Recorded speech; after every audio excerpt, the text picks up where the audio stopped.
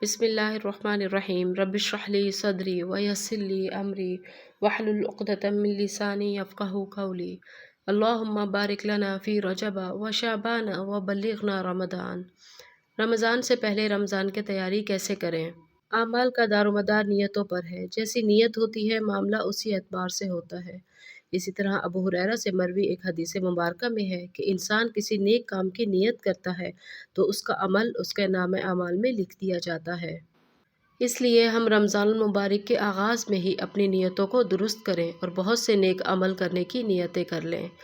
مثلاً تلاوت قرآن کی کثرت کرنا، گناہوں سے توبہ کا اہتمام کرنا، دعاؤں اور اذکار کی پابندی کرنا، فرض کے ساتھ ساتھ نوافل کا بھی کثرت سے اہتمام کرنا، لوگوں سے معاملات درست کرنے کی نیت کرنا، شعبان کے کچھ روزے رکھنا تاکہ آئندہ ماہ کے لیے مشق ہو جائے، دینی اور تربیتی کتابوں کا مطالعہ کرنا، رمضان سے متعلق دینی بیانات کا سننا تاکہ رمضان کا احساس دل میں رہے اور اس کی تیاری پر توجہ ہو سکے۔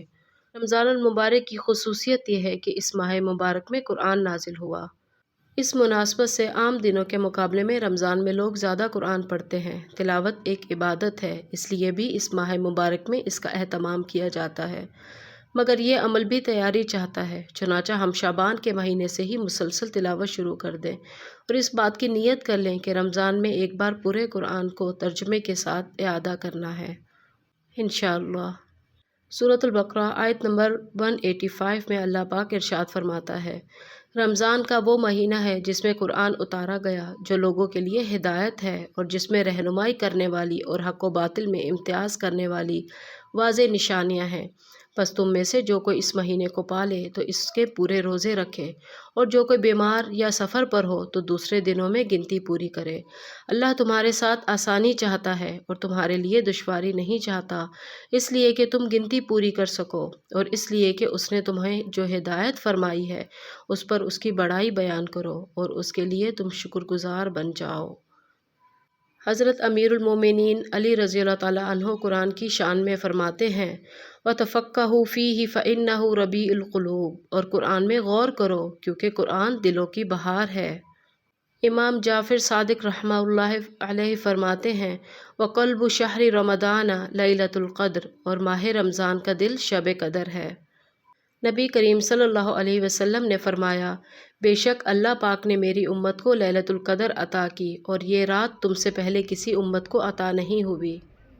ایک کسان جب کھیتی میں بیج ڈالے گا تو موقع بموقع سیراب نہیں کرے گا تو کھیت کے لہلہانے کی توقع فضول ہے۔ ٹھیک یہی حال رمضان اور اس کی تیاری کا ہے۔ شیخ ابو بکر البلخی رحمہ اللہ کہتے ہیں، ماہ رجب کاشتکاری کا مہینہ ہے، ماہ شعبان اس کی سیرابی کا مہینہ ہے، اور شہر رمضان کھیتی کاٹنے کا مہینہ ہے۔ اگر ماہ رجب گزر گیا ہے تو کم از کم شعبان کے مہینے میں اس کی کوشش کی جائے۔ یہی ہمارے نبی اور اسلاف کا طریقہ رہا ہے۔ فرض کے ساتھ ساتھ نوافل کا بھی کثرت سے اہتمام کیا جائے۔ اس کے لیے ہر روز کا ٹائم ٹیبل ترتیب دیں جس میں درج ذیل باتوں کا خیال رکھیں۔ فجر سے پہلے کے کام، تہجد کا اہتمام کرنا۔ اللہ تعالیٰ کا فرمان ہے، جو مطیع و فرما بردار ہیں رات کے پہر میں سجدے اور قیام کی حالت میں رہتے ہیں اور اپنے رب کی رحمت سے امید لگاتے ہیں۔ سحری کا اہتمام کیا جائے۔ نبی کریم صلی اللہ علیہ وسلم کا ارشاد ہے، سحری کا اہتمام کیا کرو کہ اس میں برکت ہے۔ فجر کی سنتوں کا اہتمام کیا جائے۔ نبی کریم صلی اللہ علیہ وسلم نے فرمایا، فجر کی 2 رکعت دنیا اور اس کی تمام چیزوں سے بہتر ہے۔ دعا اور اذکار میں اپنا وقت لگائیں، خاص طور پر اذان اور نماز کے درمیان کے اوقات، اس لیے نبی کریم صلی اللہ علیہ وسلم نے ارشاد فرمایا، اذان اور نماز کے درمیان کے وقت دعائیں رد نہیں کی جاتی۔ فجر کے بعد سے طلوع شمس تک ذکر اور تلاوت قرآن کے لیے مسجد میں قیام کو لازم پکڑ لیں۔ نبی کریم صلی اللہ علیہ وسلم فجر کی نماز کے بعد طلوع شمس تک اپنے مصلی پر بیٹھے رہتے تھے اور اذکار اور دعائیں کرتے رہتے تھے۔ ایک جگہ ارشاد ہے، جو انسان فجر کی نماز کے بعد طلوع شمس تک اللہ کا ذکر کرتا رہا، پھر 2 رکعت نماز ادا کی، اس کا اجر ایک مکمل حج اور عمرے کی مانند ہے۔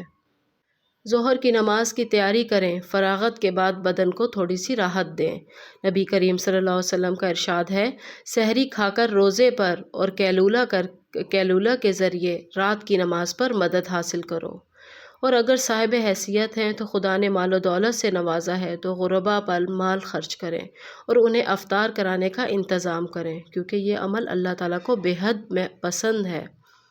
اللہ تعالیٰ ہمیں نیک کاموں پر استقامت نصیب فرمائے۔ سبحانک اللہم و بحمدک، اشہد ان لا الہ الا انت، استغفرک و اتوب الیک۔ السلام علیکم ورحمۃ اللہ وبرکاتہ۔